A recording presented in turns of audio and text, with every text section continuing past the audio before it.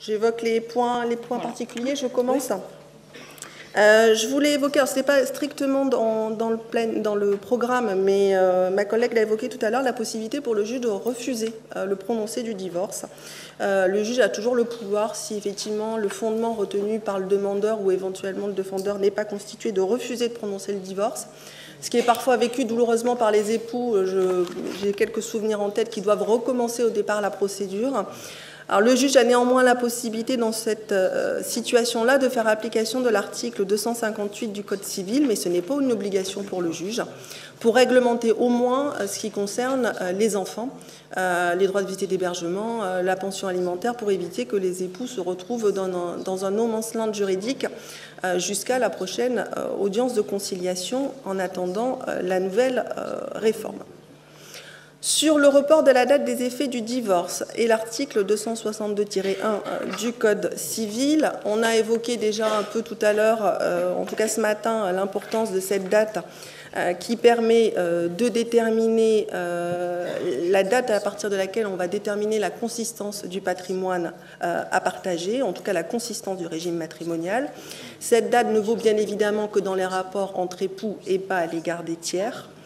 Le principe actuellement est que la date des effets du divorce est la date de l'ordonnance de non-conciliation. C'est pour ça que la date de l'ordonnance de non-conciliation figure dans le jugement de divorce. Après la réforme du mois de janvier, alors des quelques informations que la chancellerie a bien voulu nous transmettre avec une note de 4 pages, la date qui devra figurer dans le jugement, ce sera la date de l'assignation, puisque après la réforme du 1er janvier, la date de principe de report des effets du divorce sera la date de l'assignation, puisque ce sera le début de la procédure. De la demande. De la date de l'assignation. L'assignation. C'est la demande. Oui, c'est la demande.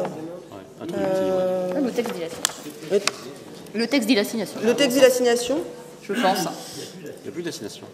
Si, il y aura l'assignation. Si, il y aura une assignation. La demande en ligne ou l'assignation? La demande en ligne? L'assignation. Le texte dit Alors, le texte dit l'assignation. Mais oui, bon, mais ça sera le premier acte. D'où le problème de parler sans décret. Voilà, c'est pour ça. Non, mais le nouveau texte, je crois, dit déjà assignation. Dans le Code civil, de la demande en divorce. Ça s'appelle comme ça. D'accord. Ça s'appelle de... Parce que le délai de 2 ans se calcule à la date de l'assignation. Alors, Ah, mais ça, c'est il faut le décret. Il faut le décret. Ah, c'est la note de la chancellerie. C'est l'acceptation. C'est la note de la chancellerie d'octobre 2019. Bon, c'est pas. Faut attendre le décret. C'est une loi. Moi, alors, il faudrait que je le retrouve. Je chercherai tout à l'heure, mais moi, j'ai vu l'assignation.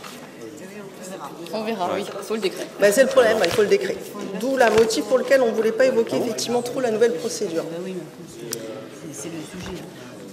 Bon. Juste sur la date du report des effets du divorce, bien évidemment, il faut pouvoir apporter la preuve si on veut obtenir un report de la date des effets du divorce à une date antérieure à celle prévue par principe par les textes. Il faut pouvoir apporter la preuve de la fin de la cohabitation et de la collaboration des époux. Il faut pouvoir apporter donc la preuve d'un nouveau bail pour l'un des deux époux, éventuellement des attestations de tiers, sachant que la fin de la cohabitation laisse présumer la fin de la collaboration. S'il y a une fin de cohabitation, c'est à l'époux qui conteste le report des effets du divorce de rapporter la preuve que la collaboration entre les époux s'est poursuivie au-delà de la fin de la cohabitation. Oui. Juste un point qui revient un peu à ce qu'on a dit tout à l'heure sur la formalisation et la formulation des demandes.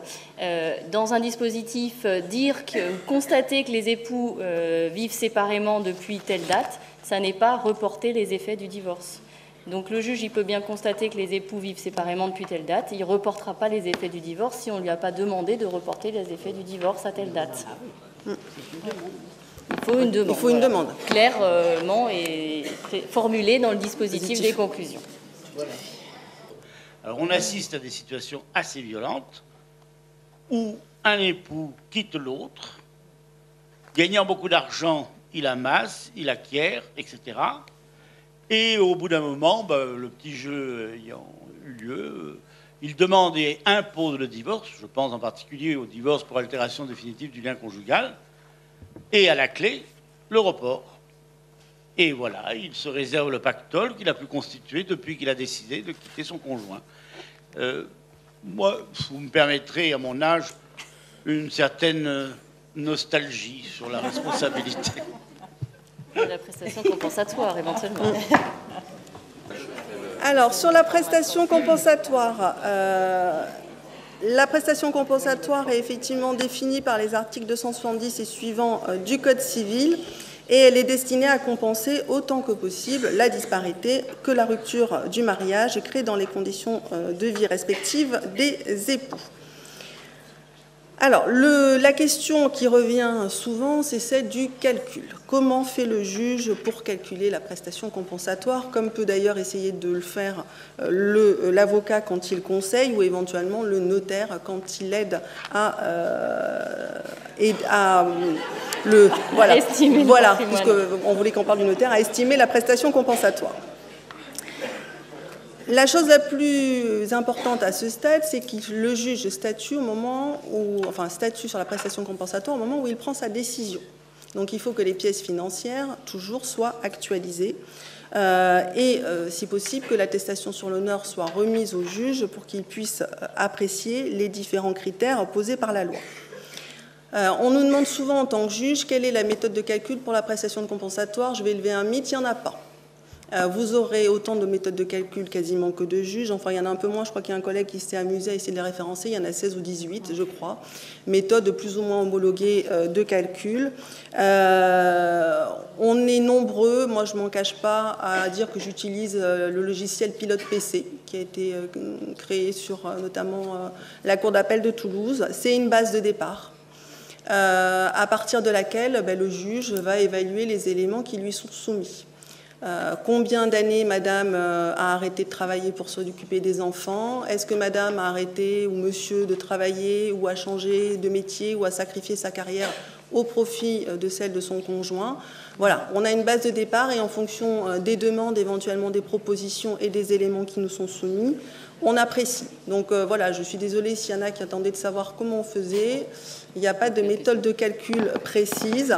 Peut-être qu'à l'avenir, avec le jury data dont on nous parle, peut-être qu'il y aura effectivement d'autres méthodes de calcul qui sortiront à partir de l'interprétation des décisions de la Cour d'appel, éventuellement de la Cour de cassation. Pour l'instant, à ma connaissance, ce type d'outil n'existe pas. Sur les modalités de paiement de la prestation compensatoire, le principe, c'est que la prestation compensatoire est versée en capital, sans possibilité de verser ce capital ultérieurement au moment de la liquidation. Il n'y a pas de possibilité de report, d'octroi de délai de paiement, c'est clairement exclu par les textes. La possibilité d'attribuer un bien à l'un des époux au titre de la prestation compensatoire, c'est effectivement prévu par les textes, c'est une deuxième possibilité. Sachant, ah oui, j'ai oublié, pour le paiement en capital, ça peut être aussi en mensualité sur 8 ans. Voilà, mais on reste dans le principe du capital. Indexé. Indexé. Sur l'attribution d'un bien, il faut, pour que le juge puisse attribuer un bien à l'un des époux au titre de la prestation compensatoire, que la valeur des biens attribués soit fixée, pour connaître précisément le montant de la prestation compensatoire. Et il faut également, pour que le jugement puisse être ensuite publié à la conservation des hypothèques, l'extrait cadastral, la fiche de l'immeuble, l'état hypothécaire, ce qui en pratique est rarement le cas dans les dossiers qui nous sont soumis. L'exception, c'est la rente viagère, et c'est vrai que je pense que les époux ont très bien compris que quand ils voulaient une rente viagère, c'était plus difficile devant le juge, donc dans ces cas-là, ils passent par consentement mutuel, parce que effectivement, nous, on en accorde extrêmement peu, et c'est conditionné effectivement aux règles posées par l'article 276 et suivant du Code civil. J'avais pas de précision supplémentaire, j'essaie de tenir à peu près les délais, je ne sais pas s'il y a des questions.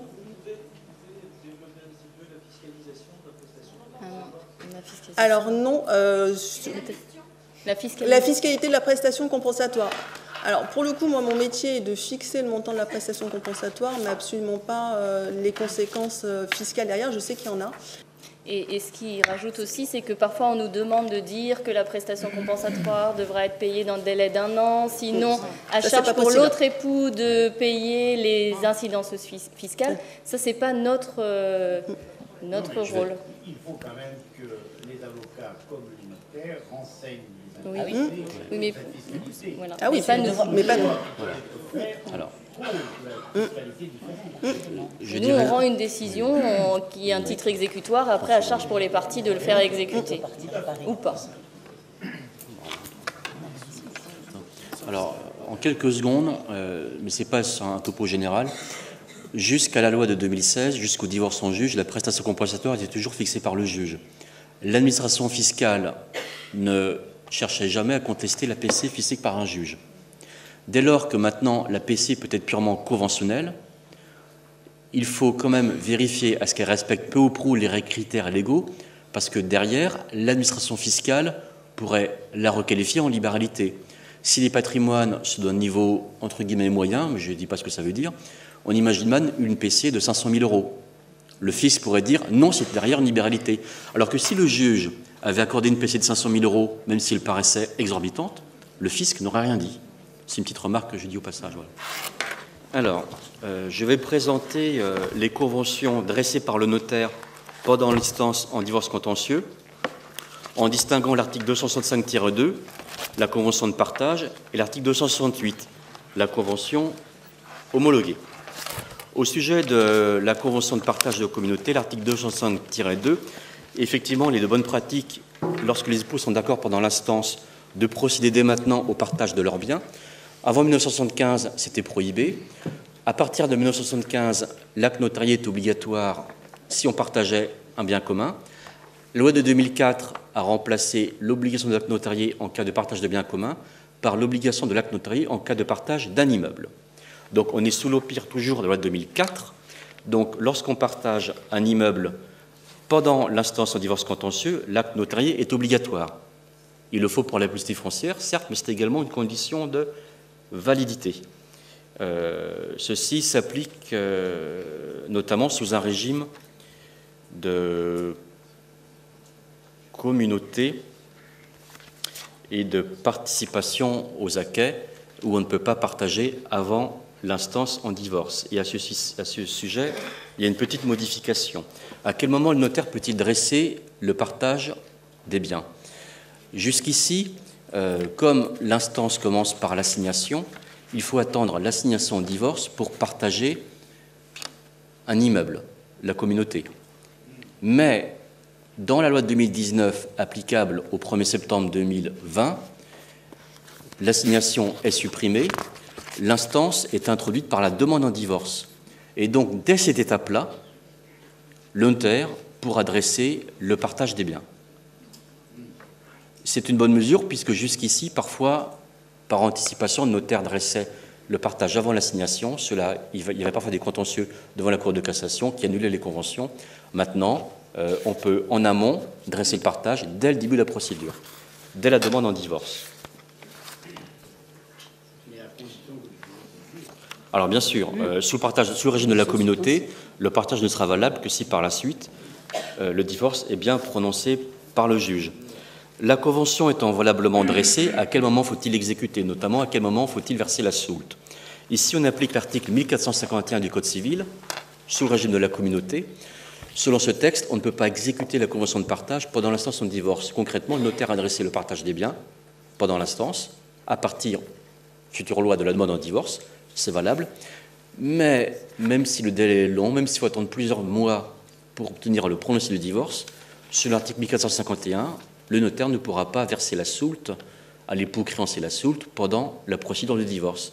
L'article 1451 du Code civil l'interdit.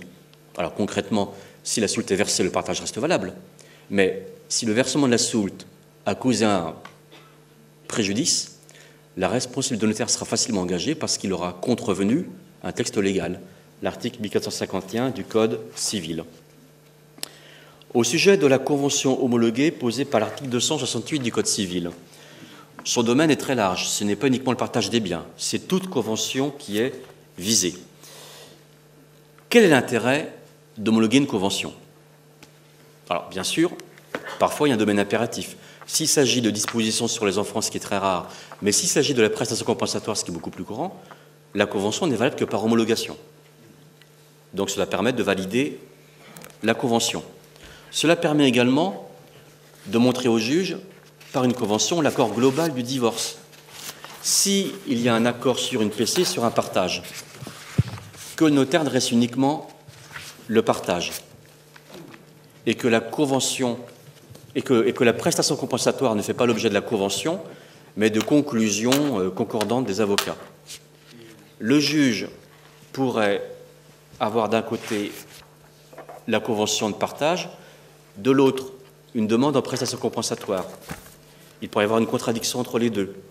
C'est pour ça que lorsqu'il y a une volonté globale sur un partage et sur une PC, la bonne pratique consiste à faire un acte notarié global contenant partage et PC et à soumettre l'ensemble à homologation. Deuxième intérêt de l'homologation.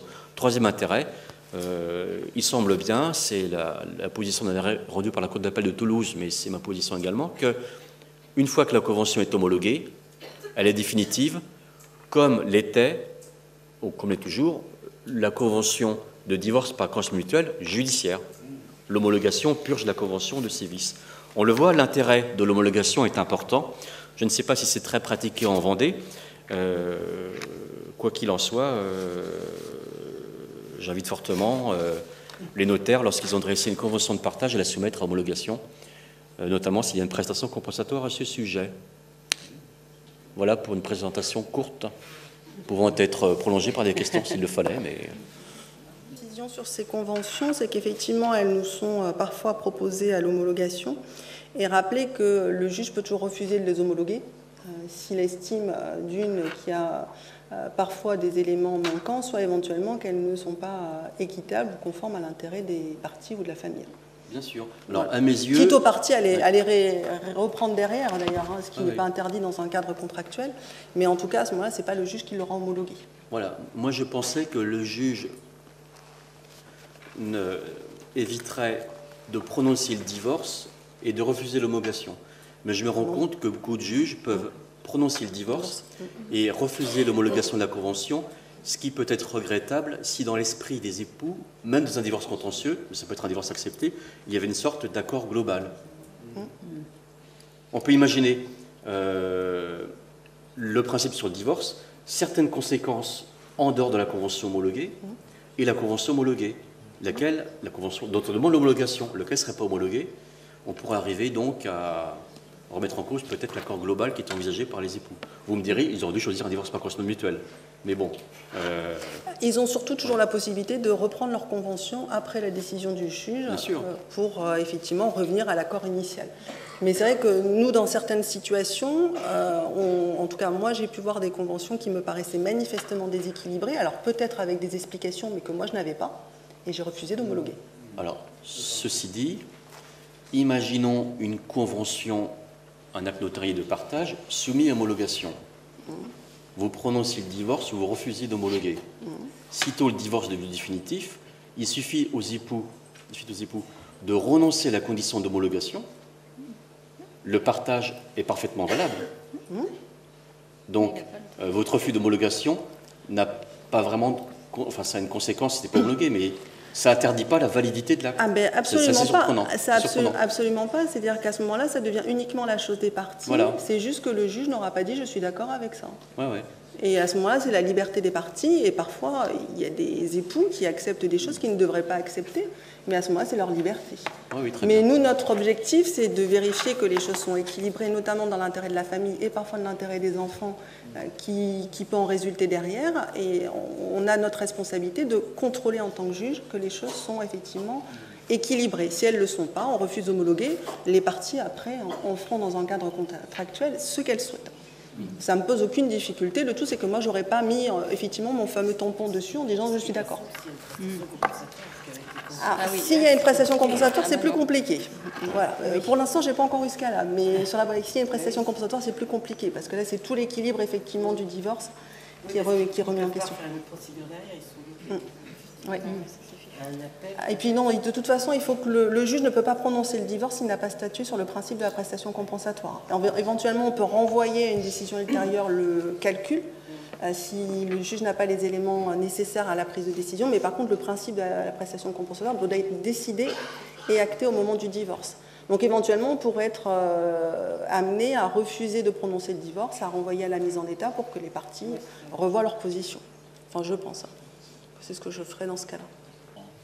Christophe Lesba, l'homologation de l'article 268 est tout à fait précieuse pour sécuriser la situation, compte tenu de tous les intérêts qui s'attachent à l'homologation ou qui en découlent. Je pense pouvoir dire, mais j'en sais rien, à vrai dire, je ne suis pas sur le terrain, mais cependant, quand on a évoqué ce matin le divorce sans juge et le divorce par consentement mutuel judiciaire, celui-ci comporte obligatoirement l'homologation, bien entendu. Et peut-être que sans aucune homologation, sans aucune officialisation, je ne sais pas comment, ce serait une faiblesse du divorce sans juge. On avait suggéré à un moment donné de donner au notaire qui reçoit la convention une sorte de pouvoir égal à celui du juge. Ça n'a pas été retenu, ça n'a pas été, enfin, ça a été abandonné. Mais c'est vrai que le conjoint, bon, qui se trouve invité à divorcer, qui voit que voilà, l'arrangement va avoir lieu suivant tel ou tel élément, etc. Cette convention, même presque parfaite, à l'instant du divorce, eh bien, fait ce qu'elle sera très sûre pour la suite à venir. C'est un vrai problème, et c'est évidemment aux professionnels que sont les avocats et les notaires de bien surveiller, de bien boucler cette convention pour lui donner la plus grande force possible. Ceci étant, c'est une réflexion.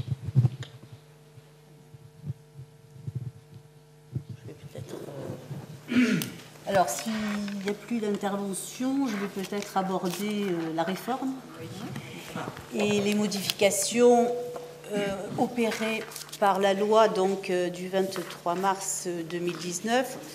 On a vu que certaines dispositions de la loi étaient déjà applicables depuis le 25 mars. Pour le reste, c'est-à-dire pour ce qui nous occupe dans le cadre de cette journée d'études, pour les mesures les principales mesures, il est prévu que ces dispositions entreront en vigueur au plus tard le 1er septembre 2020. Nous attendons donc des décrets annoncés pour le 15 novembre, donc il n'est pas exclu que ces dispositions s'appliquent beaucoup plus rapidement dès le début de 2020. Je vous arrête tout de suite sur ce point. Nous, par contre, on a une information, ça c'est certain, de la chancellerie nous disant que la procédure sera applicable à compter du 1er janvier 2020. Donc nous, on nous l'a annoncé, par contre, dans la juridiction comme étant une certitude que le décret et les circulaires sortiraient avant fin décembre. Voilà. Le 15 novembre. Alors nous, on nous a dit fin décembre, c'est ce que j'ai là sous les yeux, mais en tout cas, il est certain, la chancellerie souhaite que cette réforme entre en vigueur au 1er janvier 2020, en même temps que la fusion TGI-TI et l'entrée en vigueur de la nouvelle procédure civile. Voilà, donc... Voilà. Oui, tout en même temps. Oui, parce que ça, ce n'est qu'un aspect. Hein. Après, il y a tout le problème, les autres problèmes. Alors, donc, la procédure va être modifiée de façon significative. Et principalement, il y a sur 3 tableaux, on va dire, sur la suppression de la phase de conciliation et les divorces pour altération définitive du lien conjugal et divorce accepté sont aussi retouchés par cette loi. Il est bien évident que les requêtes qui seront déposées avant l'entrée en vigueur de la loi se poursuivront dans le cadre de la procédure actuelle. Donc pendant un certain temps, nous allons devoir combiner. Alors, ce qu'il faut retenir, c'est qu'aujourd'hui, on le sait tous, pour les divorces contentieux, bien évidemment, pour les divorces contentieux, on peut dire qu'il y a 2 phases. Une phase de conciliation avec notre audience de tentative de conciliation et une deuxième phase où l'instance se poursuit ensuite par assignation ou requête conjointe. Tout ça, sous réserve du décret, en tout cas, c'est la loi, déjà la loi le dit, c'est l'article 22 de la loi. Donc, tout ça va changer et nous allons nous trouver avec une phase unique qui débute par l'introduction de la demande en divorce, c'est l'article 22 de la loi. Phase unique, introduction de la demande en divorce. Demande en divorce, le projet de décret qui nous a été soumis parle d'assignation ou de requête conjointe. Donc, ça pourra être l'un ou l'autre. Alors, ce qu'il faut retenir, c'est que l'article 251 du Code civil est modifié puisqu'il supprime la requête en divorce. Donc, cette demande, assignation ou effectivement requête conjointe. Aujourd'hui, et ça a été rappelé, on sait tous que dans la requête initiale, ce que nous appelons requête initiale, le type de divorce qui est envisagé ne doit pas être indiqué, à peine d'irrecevabilité. Cette logique est maintenue, puisqu'on se rend compte en pratique que depuis cette instauration, ça a quand même apaisé un petit peu les choses. Et donc, le législateur n'est pas revenu sur cette disposition. Mais il est prévu que l'époux qui sera demandeur, ou les époux d'ailleurs, peuvent indiquer dans la demande en divorce les motifs, si celle-ci est fondée soit sur l'acceptation, soit sur l'altération. C'est une possibilité, ce n'est pas obligatoire, mais c'est une possibilité. En revanche, la motivation, enfin le fondement juridique sur la faute ne pourra être avancé que dans le cadre, effectivement, des premières conclusions au fond. C'est l'article 251 qui va se trouver être modifié. Donc, divorce pour faute, première conclusion au fond. La demande introductive, comme aujourd'hui, devra comporter une proposition de règlement amiable des intérêts pécuniaires et patrimoniaux, sous peine d'irrecevabilité. Cela ne change pas. La demande en divorce devra également informer sur la recherche d'accords préalables, en rappelant certaines dispositions liées au mode alternatif de règlement, voilà, et notamment la médiation, la procédure participative, l'homologation également d'accords qui auraient pu être trouvés entre les parents, puisque je dis parents parce qu'on vise les modalités d'exercice de l'autorité parentale. Donc que ces accords soient partiels ou qu'ils soient complets, en tout état de cause, effectivement, il faudra que la demande en divorce les mentionne. Le juge pourra enjoindre également aux époux de rencontrer un médiateur.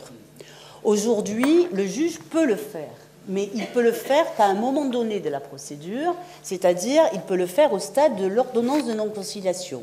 Cette ordonnance de non-conciliation, elle disparaît, puisque l'audience de tentative de conciliation, en tant que telle, n'existera plus. La nouveauté, c'est que le juge pourra enjoindre aux parties de rencontrer un médiateur à tout moment, effectivement, de la procédure. Alors, question, parce que ce qui nous inquiétait beaucoup, c'est cette disparition, effectivement, de l'audience de conciliation. Disparition de l'audience, disparition de l'oralité. C'était pas gagné au départ, parce qu'il y avait une volonté quand même exprimée de supprimer cette audience. Finalement, dans le projet de décret qui nous avait été transmis au mois de juillet, il y a une audience qui est maintenue, qui est appelée audience d'orientation. Je ne sais pas si le terme sera maintenu ou modifié, mais en tout cas, ce qu'il faut retenir, et c'est le plus important, c'est qu'il y aura une audience, que, bien sûr, l'avocat reste obligatoire et qu'une partie ne pourra pas se présenter sans avocat En tout cas, voilà, c'est ce qui devrait effectivement sortir de ce décret. Ce qu'il faut retenir, c'est que la liste des mesures provisoires, c'est-à-dire les articles 255 et 256 de mémoire, elle demeure, c'est-à-dire il n'y a pas de modification apportée, c'est-à-dire la liste que nous connaissons, elle va effectivement se poursuivre. Donc, il y aura une audience d'orientation. Alors, audience d'orientation, parce qu'il y a des époux qui n'ont pas besoin qu'on statue sur des mesures provisoires. Bon, s'il y en a, il y en aura, mais s'il n'y en a pas, effectivement, il n'y en aura pas. Et il y aura toujours la possibilité, effectivement, de solliciter telle ou telle mesure à la demande de l'un ou éventuellement, effectivement, à la demande de l'autre. Alors, ce qui risque, parce qu'il y a une distinction qui est faite entre les mesures provisoires que nous connaissons dans le cadre de l'ONC et puis les mesures urgentes. C'est autre chose, les mesures urgentes. Enfin, ça peut être autre chose, ça peut être des mesures conservatoires, ça peut être effectivement des mesures qui concernent la résidence séparée. C'est prévu par l'article 257, mais l'article 257, on nous dit qu'il va être supprimé. Donc, se pose la question de savoir à quel stade on va pouvoir, effectivement, quand on en a besoin, solliciter ces mesures urgentes. Alors, avec des réserves, mais bon, je vous dis ce qu'on nous dit, ces mesures urgentes qui peuvent aujourd'hui être demandées au stade initial. Article 257, c'est supprimé. Donc, il serait envisagé, pas de les supprimer, mais de les ordonner dans le cadre d'autres process, notamment, par exemple, quand il y a des violences conjugales, ça peut être le cas, où il y a des demandes, effectivement, de résidence séparée, c'est dans ce cadre-là qu'on pourrait aussi, voilà. Donc ça, c'est pas très clair pour nous, mais on attend effectivement de voir, voilà, ce que cela va donner. Alors, il y a sur le fait des demandes principales et des demandes reconventionnelles, ça, il n'y a pas de modification, c'est-à-dire que, comme ça se passe aujourd'hui, le juge pourra, s'il rejette définitivement la demande, il pourra statuer sur la contribution aux charges du mariage, la résidence et les modalités parentales, ça ne change pas. S'il y a une demande principale en divorce avec une demande reconventionnelle qui est faite pour altération, il devra, comme aujourd'hui, examiner la faute pour après statuer éventuellement sur l'altération. Donc, modification, effectivement, au niveau de la saisine et suppression de cette phase de conciliation. Les divorces pour altération définitive du lien conjugal est également modifié, puisque le délai de 2 ans est réduit à 1 année. Voilà. Donc ça, c'est réduit à 1 année, et le décret nous... exactement... Attendez, il faut que je le retrouve. Oui, c'est... voilà. Le délai doit être réalisé au jour de la demande en divorce, c'est-à-dire dès le départ de la procédure, en fait, on devra pouvoir réaliser. Ça, c'est donc réduction de ce délai. L'ouverture du divorce accepté au majeur, ça, on l'a vu, donc effectivement, il n'y a pas de problème. Alors, ça dépend. Voilà. C'est l'article 238 du Code civil futur. Alors, oui. Alors, le délai, il peut être apprécié, enfin, il sera apprécié, parce qu'on attend, sera apprécié à compter de la date soit de la demande en divorce, soit au prononcé lorsque la demande aura été formulée sans indication Des motifs. Des motifs et le choix, voilà, du choix pour altération. Donc il y aura les deux. En fin de compte, s'il n'y a pas de fondement à la demande en C'est ça. divorce, nécessairement le délai d'1 an s'appréciera au moment où le juge prononce le divorce. D'où l'intérêt dit par certains de vos confrères de dire qu'il fallait jamais mettre de fondement de divorce dans la requête pour être sûr d'avoir au moins le délai d'1 an. Et surtout que nous sommes invités à garder nos dossiers à la mise en état et nous ne pouvons pas clôturer nos dossiers, en gros, sans que le délai d'1 an ne soit passé pour être sûr de prononcer le divorce. L'objectif du législateur, c'est de nous empêcher de faire ce que j'ai évoqué tout à l'heure, c'est-à-dire la possibilité de refuser le divorce. mais on crée le divorce par volonté. On crée le divorce par volonté unilatérale. Oui. Puisque concrètement, vu que la procédure durera, je le pense, pas plus d'1 an, pas moins d'1 an, pardon. Mais en tout cas, nous, on sera invités à ne pas clôturer nos dossiers si effectivement le risque est qu'on se retrouve avec un débouté. Donc il faudra qu'on garde nos l'époux dossiers. qui veut divorcer sans l'accord du conjoint, sans délai de 2 ans ou d'1 an, sans la faute du conjoint, il commence par déposer la demande en divorce sans la mention des faits. Et là, le jour du principe de divorce, il faudra que depuis 1 an, soit séparé de fait, et c'est bon. Donc concrètement, c'est un divorce par volonté unilatérale. Vu la durée de la procédure. Alors, je n'ai pas dit répudiation, je ne me serais pas permis. Répudiation, c'est peut-être un peu fort, mais... C'est la volonté du législateur. Oui, en tout cas, c'est la... Pardon ? Il faudra une conclusion après. Il faudra quand même des conclusions, mais c'est-à-dire qu'une fois que... Oui, il faudra quand même qu'on ait une demande sur 237, au moins. Donc il faudra des conclusions, mais il faudra que ça soit signifié. Comme le motif, vous pouvez... au moment de la demande en divorce, il n'y a pas d'obligation de fonder la demande. Ça peut être fait au moment des premières conclusions, mais on peut même imaginer que ce soit fait beaucoup plus tard. Voilà. Il suffit d'attendre que le dossier tourne à la mise en état et au bout d'1 an dire je demande un divorce 237, Madame le juge, vous pouvez clôturer le dossier. C'est vrai que si le défendeur ne comparaît pas et n'est pas constitué, il faudra de fait lui signifier les nouvelles conclusions. Donc c'est vrai que... Mais voilà, en tout cas, c'est retouché effectivement au niveau du délai qui passe à 1 an. Le divorce accepté est également retouché par les nouvelles dispositions.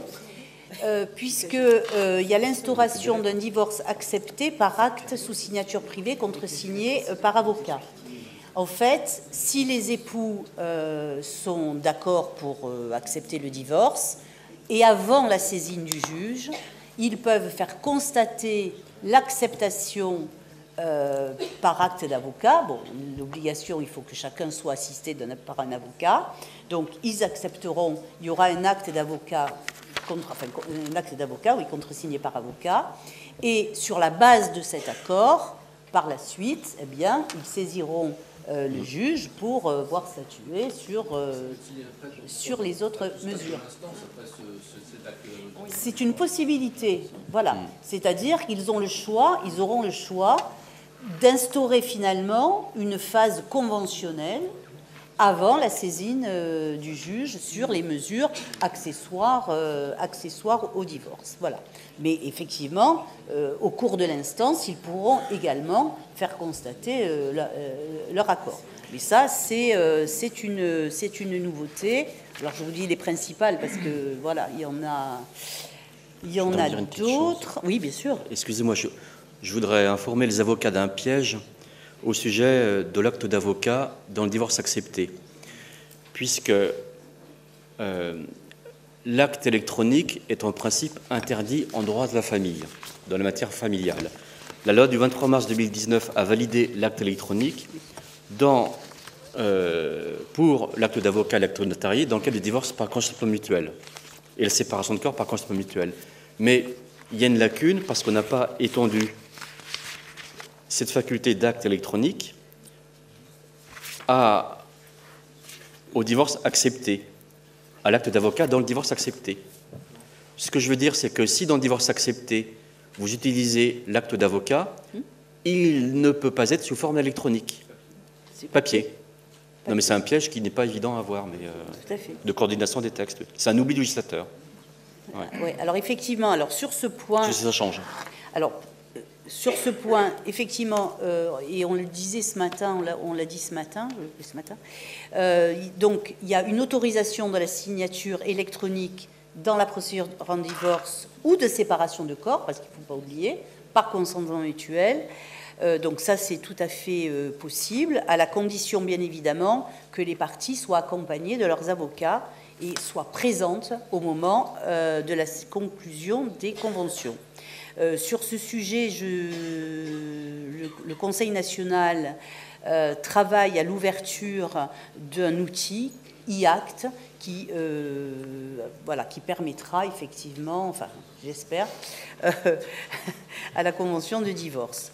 Je profite aussi de ceci pour vous dire que, puisqu'il y a des notaires dans la salle, c'est qu'actuellement, il y a des discussions en cours entre le CNB et le Conseil supérieur du notariat en vue de l'élaboration d'une charte nationale sur le divorce sans juge à destination des deux professions.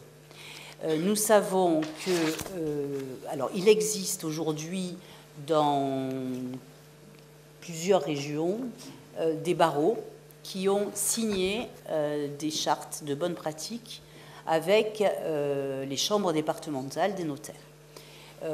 Alors ce n'est qu'une charte de bonne pratique, mais ça a l'avantage de repositionner les uns et les autres dans leur rôle et dans leur mission, et d'éviter effectivement que ça parte un peu dans tous les sens et que sur une même région, vous ayez des études qui fassent ceci, des études qui fassent cela. Donc effectivement, l'intérêt, c'est d'harmoniser des bonnes pratiques.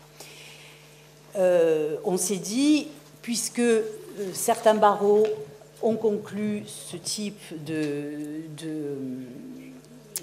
charte, pourquoi pas imaginer au niveau national qu'il y ait cette charte nationale, ce qui permettrait encore plus d'harmoniser. Donc il y a des discussions en cours, tout n'est pas réglé parce qu'il faut, et j'en discutais avec le bâtonnier Cyril ce matin, il faut aussi tenir compte de la pratique de terrain, de ce qui se fait aujourd'hui dans les études et les cabinets dont les barreaux et chambres départementales ont signé la charte locale, et il ne faudrait pas que la charte nationale aille à l'encontre de ce qui a été décidé localement, ce qui mettrait nos confrères dans des situations délicates au niveau de leurs responsabilités. C'est pour ça qu'on prend le temps, enfin en tout cas les élus qui travaillent sur ce sujet, on prend bien le temps pour faire un peu un tour de France et voir effectivement ce qui a été signé. Mais déjà, la signature locale est un premier pas, et moi dans mon département ça a été fait, les 3 TGI ont signé avec la chambre départementale, et c'est vrai que c'est une aide et un outil pour les praticiens, et voilà. Donc je voulais vous livrer ceci. Et je voulais donc en terminer sur ce qui a été évoqué tout à l'heure sur la date des effets du divorce. Aujourd'hui, nous savons que la date des effets du divorce, alors toujours dans les divorces contentieux, c'est la date de l'ordonnance de non-conciliation. Cette date de non-conciliation, cette audience de non-conciliation disparaissant, la date des effets du divorce sera normalement arrêtée à la date de la demande du divorce. Le décret d'application est attendu également sur ce point, parce que le décret devrait en tout cas préciser ou dire si c'est la date de l'assignation ou si c'est la date du placement. Donc voilà, nous attendons de savoir ce qui va se passer. Voilà. Si vous permettez une petite précision sur les décrets qu'on attend et nous aussi on ne connaît pas, c'est qu'il y a aussi le décret de procédure civile pure qui est attendu, et dans le cadre de ce décret de procédure civile, ce qui semble se préciser pour le décret de procédure civile, c'est que les assignations devront être datées, c'est-à-dire que procédure écrite y compris en procédure écrite, l'avocat devra demander au tribunal une date d'audience, donc ça devrait s'appliquer au JAF aussi, avant de pouvoir délivrer son assignation. Raison pour laquelle vous évoquez ce placement, parce qu'effectivement, ce serait l'assignation datée, entre guillemets. C'est ce qui se profile, semble-t-il, y compris en procédure écrite, alors que ça n'existe pas aujourd'hui. Oui, c'est ça, tout à fait. Voilà, de façon rapide, bien sûr, mais voilà, ce à quoi il faut s'attendre.